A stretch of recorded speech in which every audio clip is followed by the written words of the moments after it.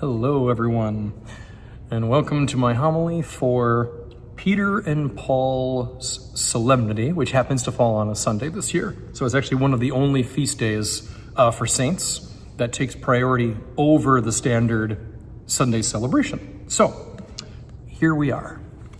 And we are definitely sticking with what we heard in the gospel today. Something very eminently preachable, if you will, because our gospel reading had words that 99% of us misinterpret at least the first time we hear them.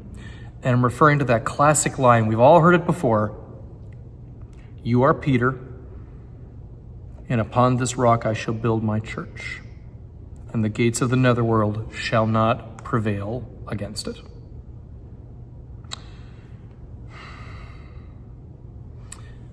Most of us, when we hear that, the first time at least, we picture like a small hill of rock, and on top of that rock is the church.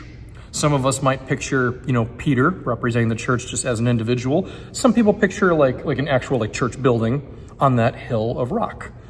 And then we picture Satan and the forces of evil just pounding on the church, whether it's Peter's body or the walls of the church, and they're just going to town at it.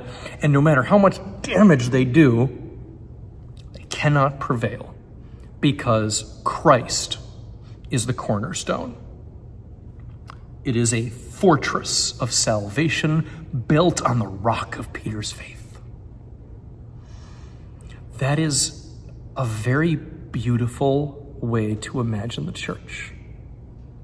There's nothing wrong with thinking of the church along those lines. But the problem is, that's not what Christ said. That's not what Christ described. What the church is and what its final victory will look like is kind of the exact opposite of what most people imagine when they hear these words of Christ. Christ said that what opposes the church, the gates of the netherworld, the gates of hell itself. Gates don't attack anything. They're defensive structures.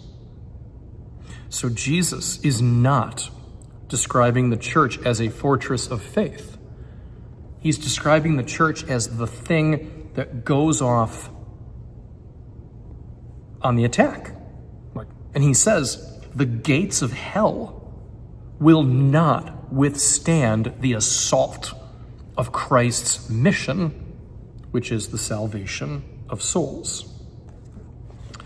So forget about a castle on a hill of rock. Instead, when you imagine these words of Christ, imagine the church as the body of Christ. And Christ is just running. He's charging toward the enemy lines, the very depths of hell itself. And he comes up on the gates, the front gates, and they're 10,000 feet high, made of cold iron, and there's barbed wire all around them. And there's rusty iron spikes all over the place, and the spikes are somehow also on fire. And Jesus goes up and he just bashes in those gates with one solid front kick. Bah! And I know that's a punching motion when I said kick. I mean, come on, give me a little bit of flexibility here. But he just blasts those doors off their hinges. And hell itself is powerless in the face of Christ's glory and majesty, because they're rooted in his love and mercy. Hell is powerless in the face of that. That is the image that Jesus describes of the church. And it is built on the rock of Peter's faith. Now, here's how we're meant to apply this in our daily lives. We are not meant to have passive defensive faith.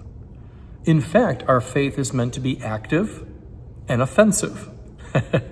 And I don't mean offensive as in a bad joke that hurts other people's feelings. That's not what I'm talking about at all. I mean, Our faith should be on the offensive. It is our job, it is our responsibility, our duty to actively, directly bring goodness into the world and directly drive evil out of the world. That's more of what that means. And I really wanted to focus on this today, even at the expense of talking about Peter and Paul and why they're so significant. I mean, I had like 3 paragraphs written about that. There just isn't time. I want to focus on this more than anything else today because so many of us live our faith passively and defensively. And to be sure, there is a time in life to be passive and defensive.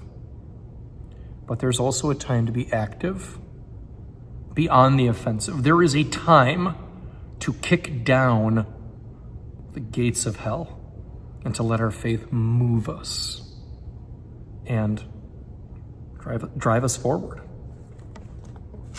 So with all that said, I can't help myself.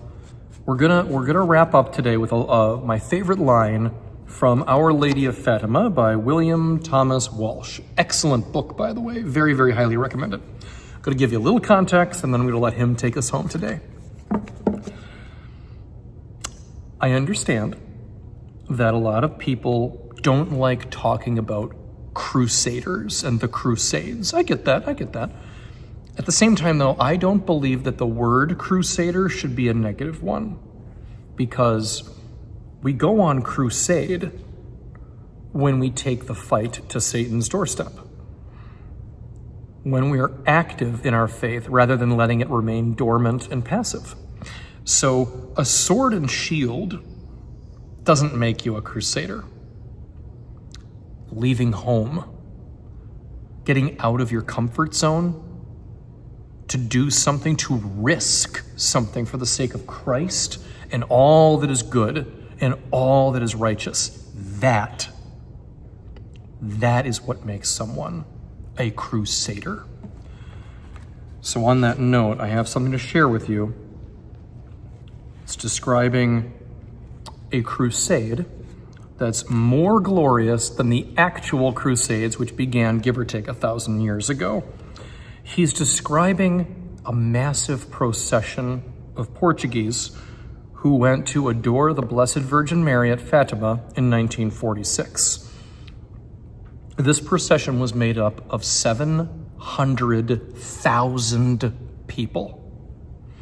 That was a little less than 10% of the entire country's population. So here's what he had to say about witnessing that. Slow, majestic pace of the procession conveyed an overpowering impression of an army, not of blood, but of prayer, a host of crusaders bearing the light of truth through the darkness of a hostile world, fearless of time and death, certain of triumph. What can resist these voices and footsteps of yesterday and tomorrow? Indeed, that's a great question. What can resist the power of fully actualized faith?